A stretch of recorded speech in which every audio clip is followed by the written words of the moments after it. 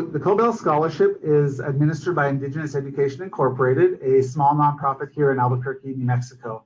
Our students and our population know us by the Cobell Scholarship. So if you have students and families looking for us, the name Cobell is going to have more meaning to them. The Cobell Scholarship is relatively new. We're less than 3 years old in the scholarship world. Students who want to apply for a Cobell Scholarship need to be enrolled in a nonprofit, public or private institution. Right now, we do not fund for-profit or proprietary institutions.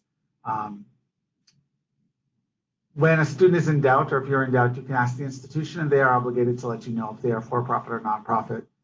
We have an extensive drop-down on our website for institutions. If the institution is not there, it's likely not eligible. Our website has a live chat feature. A lot of students utilize that to ask this question. Online programs through public and private nonprofit institutions are eligible so long as other criteria are met. They must be a full-time student as determined by their institution. We do require our students to apply for the FAFSA, but they do not need to be Pell eligible.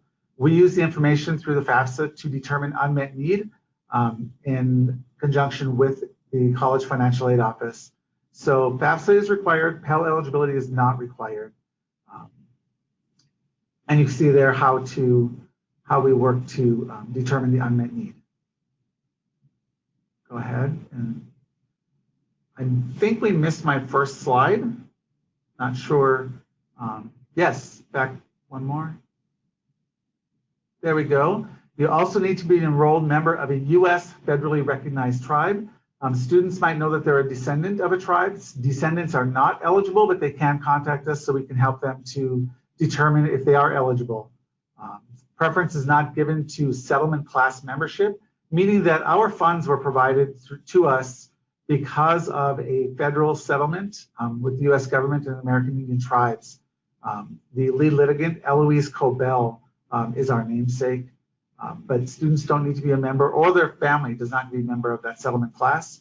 State recognized tribes are not eligible at this time simply because our money comes from a federal lawsuit with U.S. federally recognized tribes.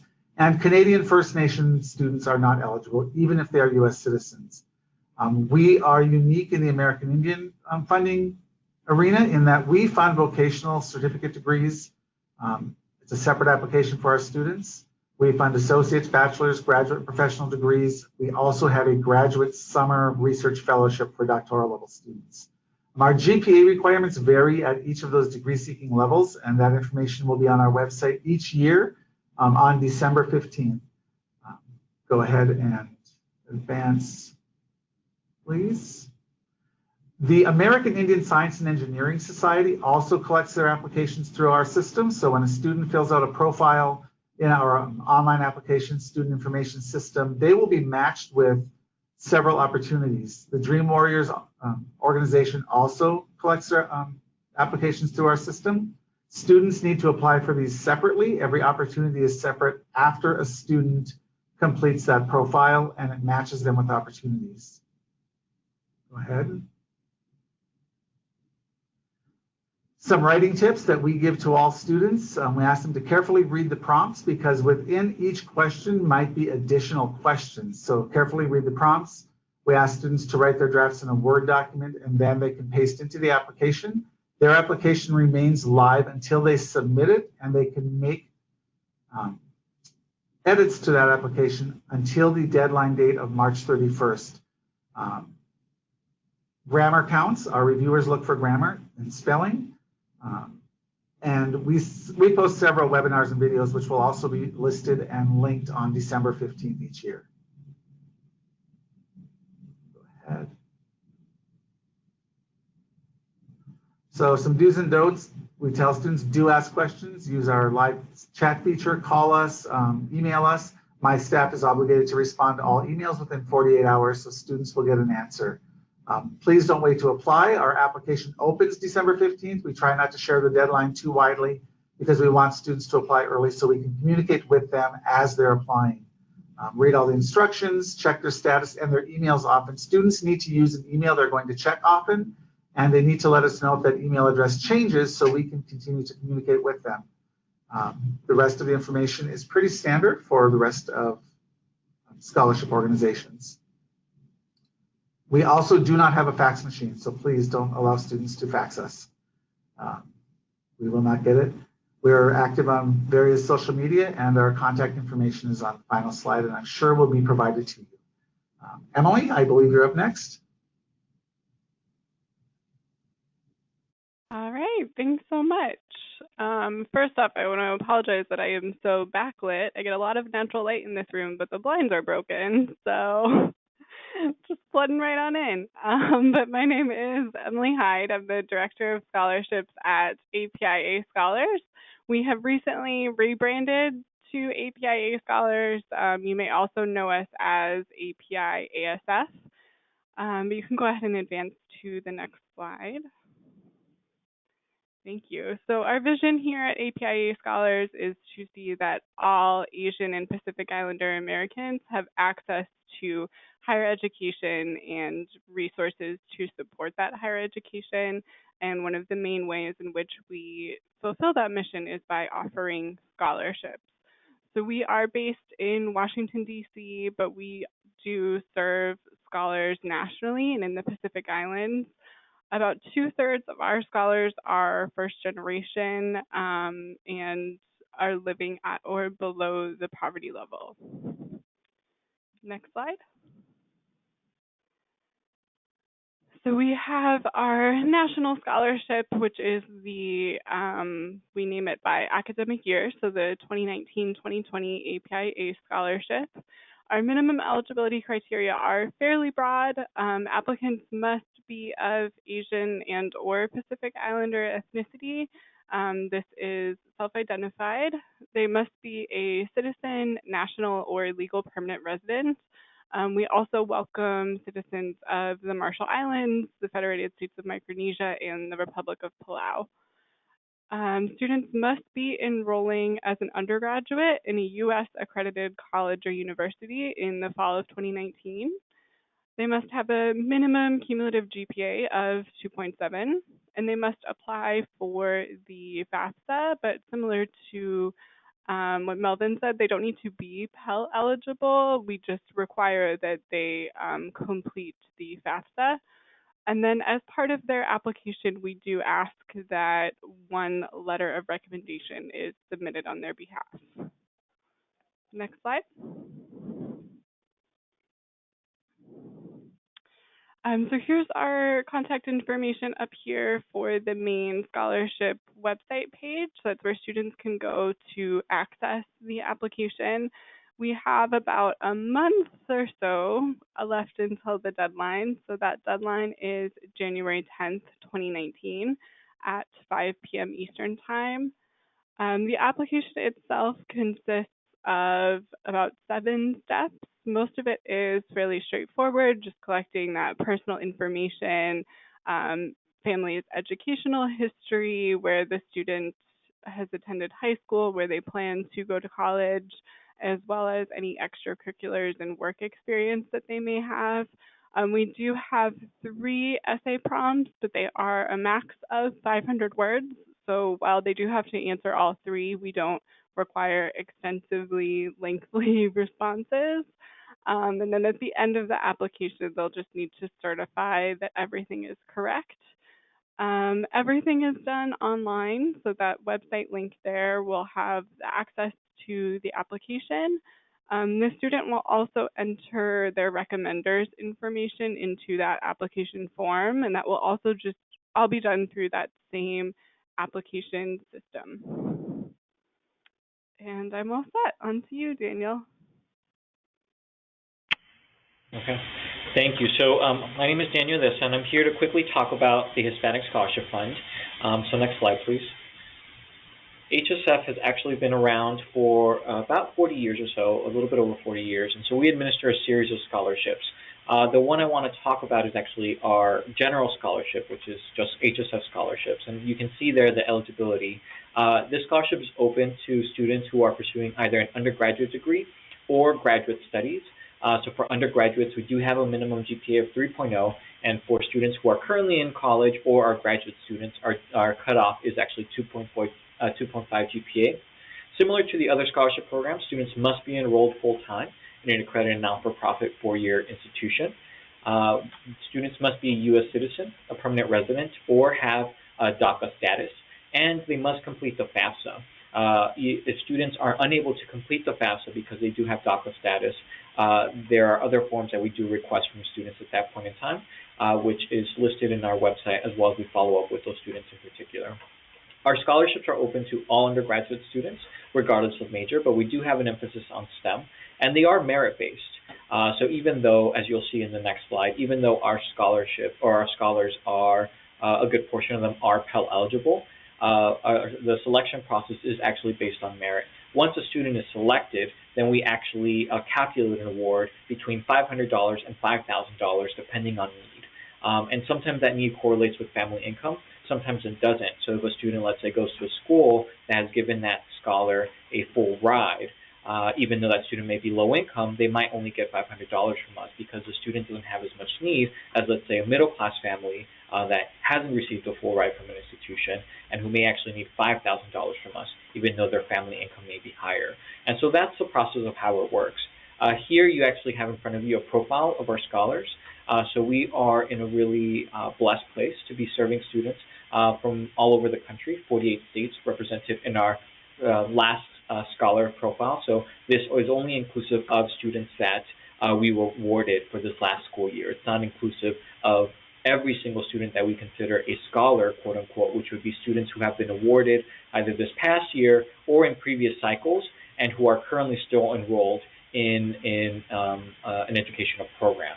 After they graduate, let's say with a BA or a master's or their doctoral degree, then they go into alumna status on our end. So this is a picture of our last cohort. As you can see, very talented students. We're very blessed to be working with students. And above and beyond what monetary support, we actually also provide services to our students. So we do send out newsletters to our students that talk about mental health issues, that talk about on-campus resources, things that we really do believe will help students maximize the resources at their respective institutions. And we also provide career services. And so we actually have conferences all over the country every single year, as well as send out newsletters that students can sign on to and job opportunities for students who are interested in particular fields so that they can effectively transition from their academic career into their professional career. Next slide.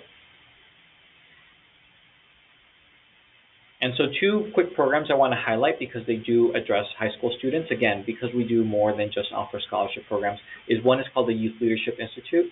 The application is currently live, and you can find this on our website, and we'll actually follow up with more details. And so this is open to current high school juniors who are going to be transitioning into their senior year, and it's really a 3-day intensive college application boot camp. That serves not only as a program that to disseminate information and to deliver best practices on how to effectively apply to top colleges, but also a program that actually empowers students. We talk a lot about creating strong networks, and so we're able to gather students from all over the country to attend. You can see the criteria there, and I'll follow up with an email next week so that you have more information.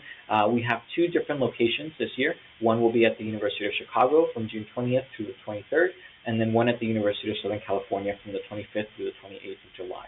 Next slide, please. We also have the Young Leader Summit, and so the big distinction is that the YLI is only serves Latino students, and it serves Latino students of all income backgrounds, or all backgrounds, socioeconomic backgrounds. The Young Leader Summit actually serves students of all ethnic and racial backgrounds, but is focused on low-income students. And so for this, students have to essentially qualify based on family income, and they use a government website to determine whether or not they may be Pell eligible in the future. And once they apply, they actually get a chance to, again, similar to the previous program, attend a 3-day or 4-day workshop on-site. This year it'll be at the University of Chicago from August 8th through August 11th. Where they also get to network and build camaraderie with a group of peers who are from all over the country. So if students are interested, they can apply to that. Next slide, please. And that's it from mine. So we can now transition to the panelist questions. Thank you so much. All right, team. Our first panel question is, what are the biggest setbacks in student applications? Biggest setbacks that students face are the opposite of what is a good application. For online applications, an applicant does need to use an email address. They'll continue to check after high school. This is how we correspond with the applicant. If they don't update the email with the organization, we can't correspond with them throughout the process. We also can't make them an offer. A lot of those offers are made through that same email address. An applicant has not fully responded to the questions. Again, read the questions carefully, help them look at the full question, help them look at the full set of questions within the question, because the prompts sometimes have multiple needs to be responded to. Another setback is an applicant has waited until the final days or final hours to begin their application, and oftentimes it doesn't give them time to collect all of the uploads they need to upload or to get a quality recommendation for their application. So please, we always tell students, don't ask for the deadline, ask when it opens, begin the process immediately. Once they're in an online application process, a lot of us will continue to communicate with them on a periodic basis, letting them know that they still have things that need to be completed. Many online applications have a profile page that matches the applicant with a specific opportunity. So make sure that when a student fills out that profile page, that they don't have additional questions to answer for each of those specific opportunities. We have, as I stated earlier, vocational, undergraduate, graduate, and fellowship opportunities in our system. So that profile only matches students, and they need to move on and fill out the rest of the application. A lot of students will call after the deadline and say, why wasn't I selected? And they only filled out that page. An applicant has not articulated how they came to decide on their major. A lot of us are very competitive, and so we're not just looking to see what major that student plans to study, but a reviewer might be looking to see how they know they want to study that. What have they volunteered for? What have they done? What readings have they done? What internships have they done? Who have they met? There needs to be a congruence with their chosen major, their community engagement, and their life experiences, and the selected institution. Oftentimes a student will say they're going to study something, and a reviewer knows that that degree option isn't even available at that institution. So we know that student hasn't critically thought through the process. What else? The application's incomplete because the deadline is sometimes earlier than a college acceptance date, and a student thinks they need to wait until they're accepted. A lot of applications for scholarships happen during, before, and sometimes after admissions dates for institutions. We tell students, select the institution they're likely to attend. They can always update us after we've given them an award. So long as we know before a check is sent, it's usually not a problem. For the IEI scholarships only, our benefactor was a remarkable Blackfeet woman who won the class action settlement, as I said earlier. We require that students read her story and the litigation before they answer any of the prompts, because we want to know how her life's work is going to inspire them or has inspired them. So the short answer to it is read every instruction carefully, take time to complete the responses, and stay in touch with the organization for a good application. Not doing those are setbacks. All right, next question is, how would you describe your ideal student, the ideal student application? Okay, now this one is me. I'm ready. So for our minimum eligibility criteria in particular, it's fairly broad. So we don't necessarily have an ideal student in that sense. But an ideal student application starts off with the student reading and understanding the minimum eligibility criteria, first of all. I mean, there's nothing worse than completing an entire application and then realizing as you get further along in the process that you're not eligible for it. So making sure going into the application that the student's aware of whether or not they qualify. And, we are always available to answer those questions for students if they have them. And then moving into the application, the biggest pieces on our end is we have the letter of recommendation and the 3 essay responses. So those are really the 2 opportunities for the applicant to show the scholarship reviewers who they are, what their story is, what their goals are, and just really providing strong answers to those responses and sharing their story. So starting with the letter of recommendation, the biggest tips that we offer applicants is that you're giving your recommender a sufficient amount of time to write the letter of recommendation. So if you're requesting the letter the day before the deadline, you're lucky if your recommender gets it in, and who knows what that letter is going to contain at that point.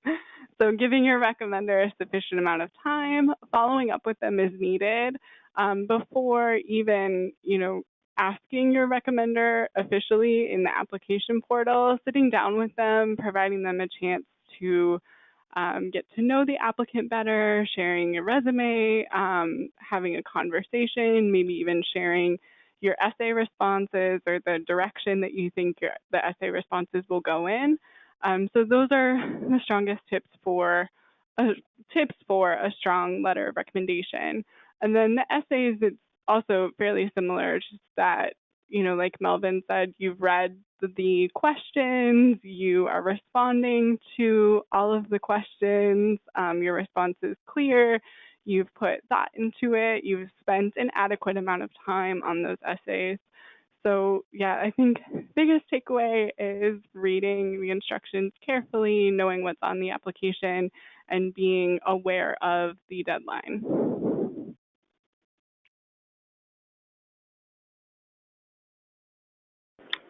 All right, thank you, team. Our next question is, what are best practices do you have for the application process? Okay, so I'll take this one.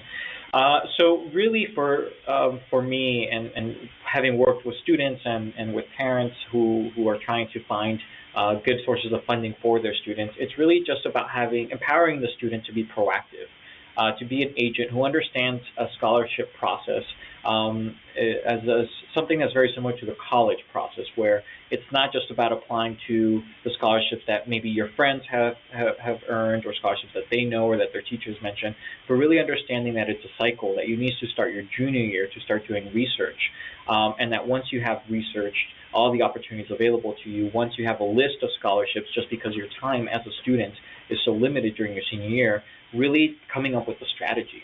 And so it's understanding it's a process. You develop a strategy. You know what you need to apply to, when you're going to apply to those scholarships. Have a reason for wanting to apply to those scholarships.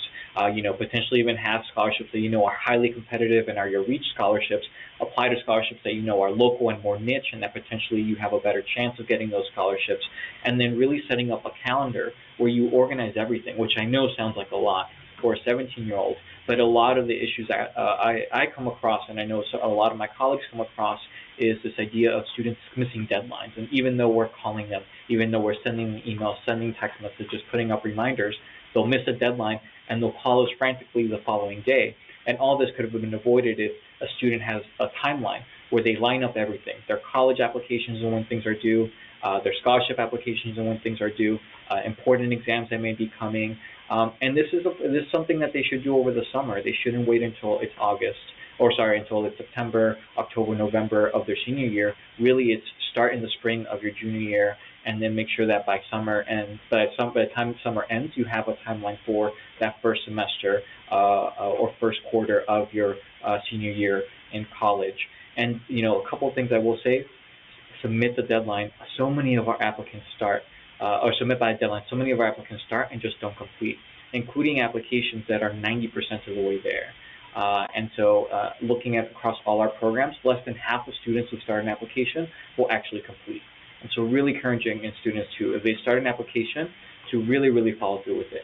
Second thing I will really say is students need to be active agents in making sure that recommendations are submitted. A lot of times emails are blocked.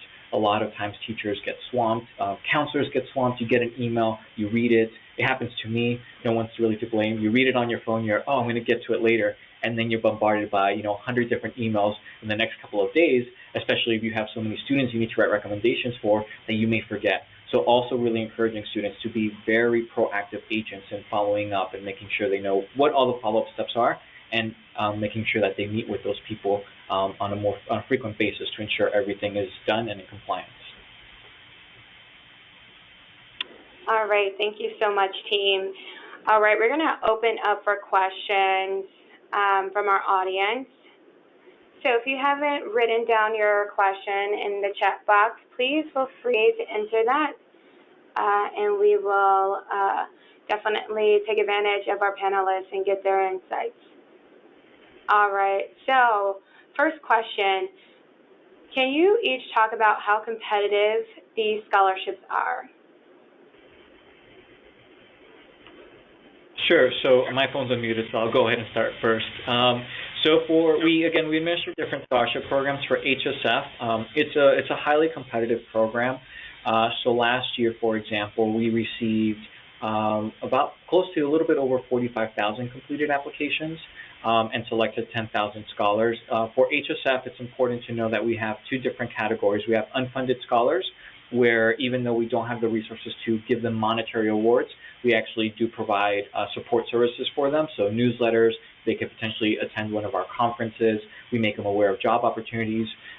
So we highly encourage students, even if they are categorized as unfunded scholars, to continue with the process so that they have access to those resources. And then we also have funded scholars. And so this past cycle, we had about 2,500 students who ultimately received a monetary award. So again, it is very competitive, but we really are trying to stretch the impact we're having. And so that's why we have this unfunded category, where we really just are here to support those students, not necessarily monetarily, but through all the services we provide. I'll go next. So for Indigenous Education, the Cobell Scholarship, we are very competitive. We had about 10,000 applicants last year. We funded 800 students. So we want students to make sure that application is very, very well done. Much like HSF and I'm sure APIA scholars, we also correspond with all the applicants. So if they don't get in that year, students can apply every year for our scholarship. So as they improve their GPA, their community engagement, and make themselves more competitive, the likelihood is higher that they're going to be funded in the future. But we do correspond with them constantly. So we ask students, stay up and engage with us, stay engaged with our social media. We want them to know about other opportunities available to them as well. Yeah, so for APIA scholars, last year we awarded just under 500 scholarships, and we had over 11,000 applications. So similarly, we are very competitive, but that is something, every year our development team tries really, really hard to make sure that we can grow the number we are awarding every year. So although we are competitive, I always tell applicants to apply, because you never know, and it's experience for other scholarship applications as well. So I don't want the competitiveness of the scholarship to turn any student off from applying. And we also, if a student doesn't receive a scholarship from us one year, they are eligible to apply the next year. So even when they are in college, as long as they are still an undergraduate and meet the eligibility criteria, they can apply again. Thank you, team. Next question is, do you all have any suggestions for students who may have not the best grades or ton of extracurricular activities? How can they still shine in the application? Yeah, I can start with this one. So our minimum GPA requirement is a 2.7, but one of our essay responses is focused on personal challenges, and we really encourage students to use that space to potentially address why their GPA is lower, any academic challenges they have faced. Many of our scholars may not have extracurricular activities or work experience, because a lot of them may be helping to support their families, and doing that kind of not a extracurricular in the traditional sense, but doing a lot of work to support their families and their community. And so then we encourage them to bring those experiences into their essay responses, because that is a part of their story, and we want them to be encouraged to share that. Very similarly, we at IEI, we have them, we'll always state each year what our minimum GPA is, but we have an additional question that says, if you are still applying with a less than GPA, please tell us. It's quite a very specific question.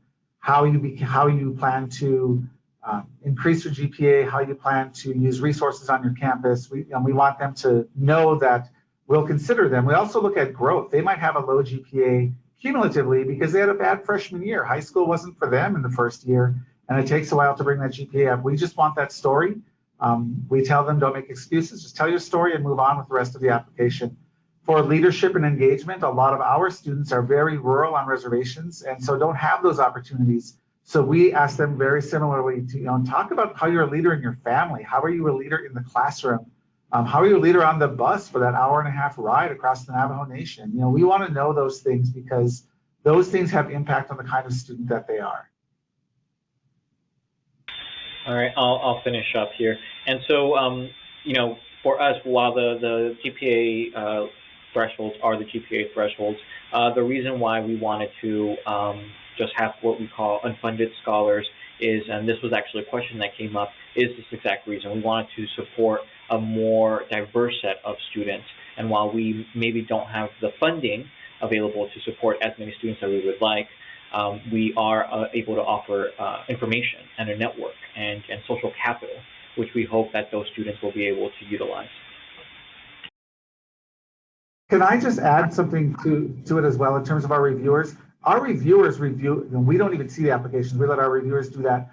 They will look at someone with a low GPA and they will come to us during the review. They're here in town, we house them, and they will say, you need to take a risk on this student, and we listen to them. We have American Indian community members who read and know when a student is very authentic. So it's not just about the application and the student and their GPA, but our reviewers, and I'm sure my colleagues are the same way, our reviewers will tell us that they want us to take the risk, and we listen to them.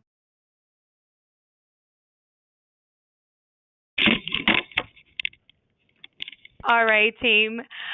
We have another follow-up question regarding reviewers. Are you all accepting any readers? And if so, what does that process look like? Yes, I can jump in on this one because I am so excited that someone asked that question because we are always looking for more volunteers. We are actually poised to have our biggest application year yet. So yes, reviewers are welcome. For us, it's a volunteer commitment and it's all done online through our application portal. So our requirement to be a reader is just that you have a bachelor's degree or a minimum of 7 years of work experience. And we provide all of the training. It's all online and can be done at a time that is convenient for you. And I'm happy to connect after the webinar and provide more information on that.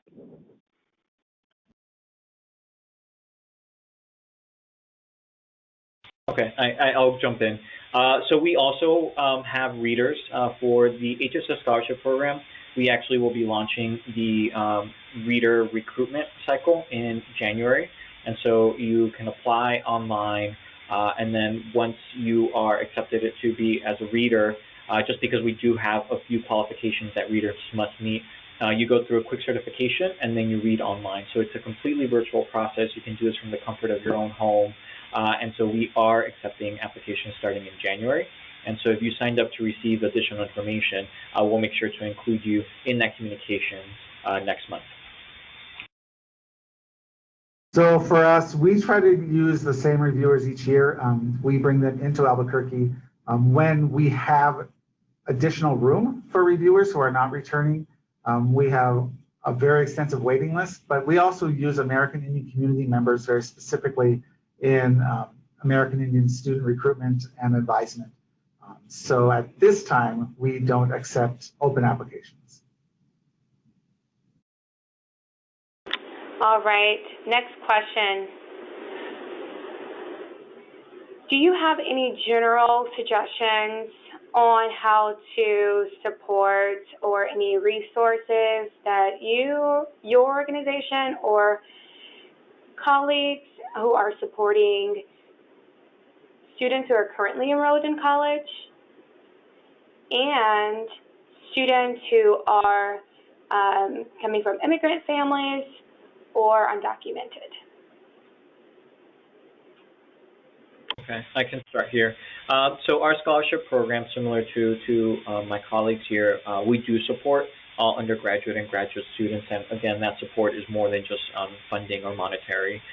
In terms of supporting students who may be undocumented, you can actually reach us, and we have a slew of resources that we can direct you to. While our organization doesn't award to students who are fully undocumented, only to students who have DACA status, we can connect you to other great organizations that do fund students who are undocumented.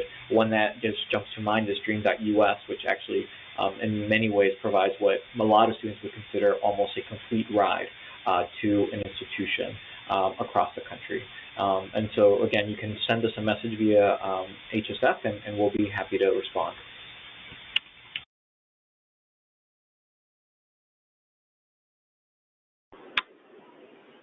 Thank you, team. I also want to let you all know that on College Greenlight, students can match 2 scholarships if they identify as being undocumented or immigrants.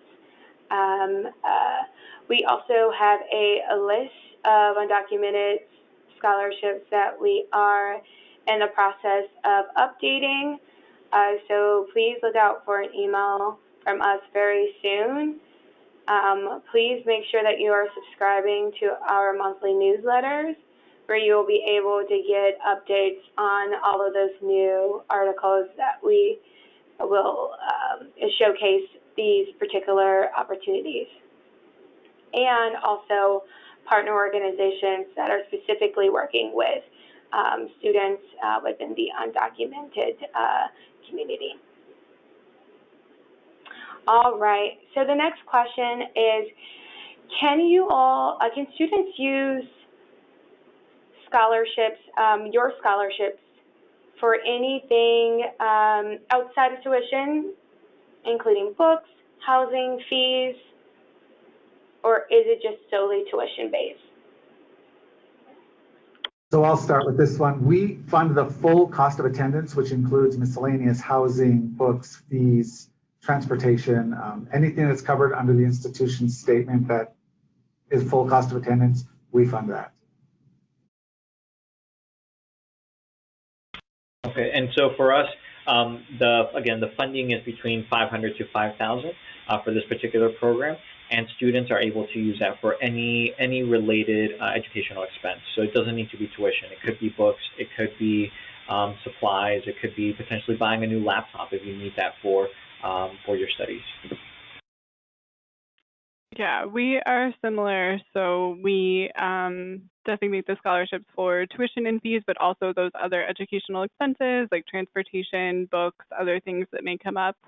We do send the funds directly to the financial aid office, and they are processed by the institution. We do work with institutions in that regard, but the funds are not sent directly to the students. So sometimes there may be some restrictions on how the institution processes the scholarship, but we try to keep that the fund usage as broad as possible. Thank you. Next question is, can you all provide us with a little bit more insight on how much the rec letter is weighted in the deliberation process for an award?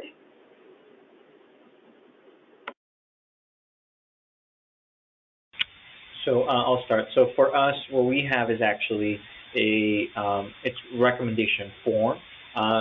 Recommenders do have the ability to write just a few lines if they choose to, descriptive lines, and so that they can promote or support their student. But really for us, it's more of a form, like a scale form. And so for us, we're able to quickly look at that, and we do give that pretty significant weight in our process, just because we definitely want to hear from an educator, again, because we are merit-based, and so we do give pretty significant weight to that. But it's a quick form, and it is like a scale, so it's pretty quick for us to calculate a score for that particular part of the application. Ours also carries fairly significant weight. The portions of the application that are scored are primarily the essay responses and the letter of recommendation, but we don't require that the letter comes from a teacher or a counselor. And we also encourage the student to ask someone in their community who may know them well, just acknowledging that a lot of our students are very maybe more community focused than they are maybe traditionally academically focused. And because the recommendation letter is something that's scored, that's when we encourage the students to be very proactive in following up with their recommender and sharing their story with their recommender as well. I concur with both of those responses, and I'll just add that in the first year of our reviews, a reviewer came to us and said, you know, something we need to tell counselors and recommenders is, I am not impressed with your title. I am impressed if you know the student well. So students don't need to be trying to chase down a title or CEO or a congressperson. If they know the person well, and like Emily, we accept recommendations from anybody in the community that knows the student well, and that makes more sense to the reviewer. Thank you, team. Next question. Do any of your scholarships support students who are attending or planning to attend community college? I think we all just nodded yes. I think we all just nodded yes.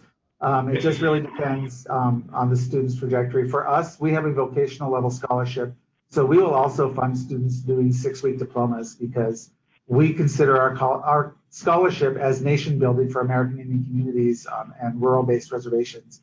And we know that we don't all need doctors and lawyers. We need barbers and plumbers and electricians as well. So we fund students wherever they're attending as long as it's nonprofit.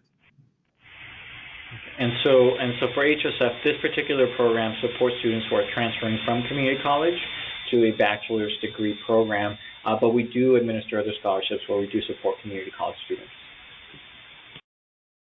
Yeah, and for us, for this, the APIA scholarship program, we do support community college students in this program. They just must simply be enrolling as an undergraduate student in any U.S. accredited college or university. We do have, similarly to HSF, a smaller scholarship program where we are partnering specifically with Asian American, Native American, Pacific Islander serving institutions, and many of those schools are community colleges, but we definitely welcome community college students to apply for the APIA scholarship as well. Thank you, team. All right, this is going to be our last question before we close and provide additional resources. The question that we're being asked is, are there any additional resources that you can provide to the counselor community to spread and promote your organization and your scholarship program to your students? And do you all host any additional webinars? Do you have any Q&A sessions for students, or do you host any in-person presentations for organizations?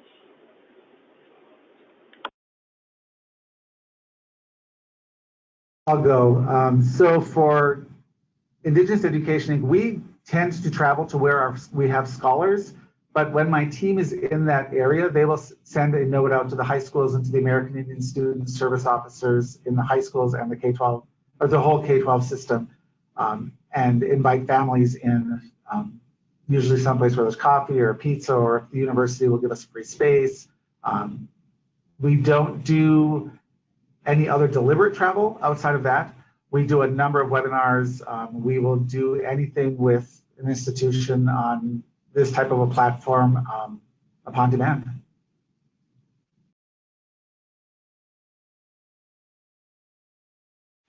And so for us, we actually We can follow up if you sign up with an email with more information. All of the information is also online, so just sending a quick link to students is always very helpful. And we don't actually travel as a staff to promote information, but we do have advisory councils all over the country, and so we have volunteers who will host events for us or who will share the information to their networks because we also send them emails and when different events and applications are due, and so they disseminate for us. Similarly, we have all of that information available on our website and happy to connect with more resources. We do have flyers and brochures that are a little bit in flux right now because we are rebranding, but I'm happy to get you those as soon as we have them. We do host webinars. I was just trying to look up real quick when the date of our next one is. It's not scheduled yet, but it'll be in that first week coming back from the holidays in January because we do have the application closing on the 10th. But we try to do a few webinars in the fall leading up to the deadline and then one right before the deadline to catch all of those questions. We do some travel and outreach, but it's mainly in conjunction with other events that we are hosting. So unfortunately, we don't do a lot of outbound travel to just outreach about the scholarship at this time, but I am always happy to connect and provide more resources or answer applicant questions. Thank you, panel, so much. All right, so we're going to go ahead and transition to the additional slides. I just wanted to thank you guys so much for the Q&A. It was very insightful. For those who need to walk away, I will be sending you all the slides with their contact information as well as the recording. But hold on, don't leave us yet. If you enjoyed our webinar today, Greenlight is hosting another webinar with our partner college, Stanford University, where they're inviting students who are coming from diverse backgrounds, either they're first in their family to attend college or are undocumented students, stories, or students of color who are current students at Stanford. And so counselors, please sign up and register. Also, please promote to all of your high school students. They don't have to be seniors. It can be any student who is interested in learning more about Stanford. So if you would like, please type Stanford in the chat box or the questions box for more details for registration. We need all hands on board, so if you guys can get the word out, that would be amazing. Again, this will be online, and we will be providing registration information soon. Additionally, so as we're talking about scholarships, one of the biggest hurdles that our students face in completing the application is really looking at those essays. And as counselors, I know we don't have the 24/7 FaceTime to offer our students to kind of walk them through the essay writing process. Therefore, Greenlight, we have partnered with two organizations, Scholarship Junkies and Story 2, where they're going to be providing all of our college Greenlight students with a free essay assistance. And if you guys are interested, please feel free to contact us at info@collegegreenlight.com, and we'll provide you with those details to connect with our partners. Additionally, if any of our counselors who are working with students now on scholarships or having students apply for scholarships in the winter break or in the next year, please feel free to type training. Our team is more than happy to assist you guys, to walk you guys through some of our Greenlight scholarship tools. We're so grateful to have such great scholarship providers like APIA and Corbell and HSF to talk a little bit more about their programs. But we also do match students to scholarship opportunities that go beyond those 3 programs.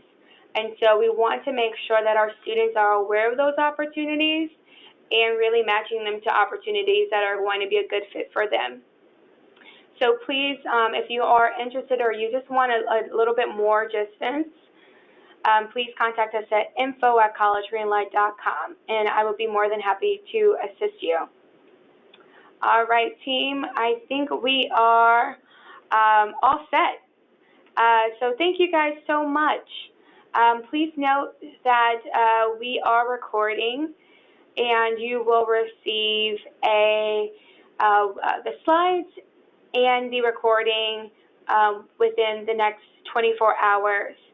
And last but not least, I wanted to give our panelists a round of applause for taking time out of your busy schedules to really provide this information to our amazing counselor community. We understand that you guys are doing a million other things, but this information is completely valuable, where we're going to hopefully, our counselors are going to use this information throughout their careers in college access. So it's not only benefiting these seniors here, we are going to help establish pipelines for many years to come. So counselors, thank you, and we are signing off.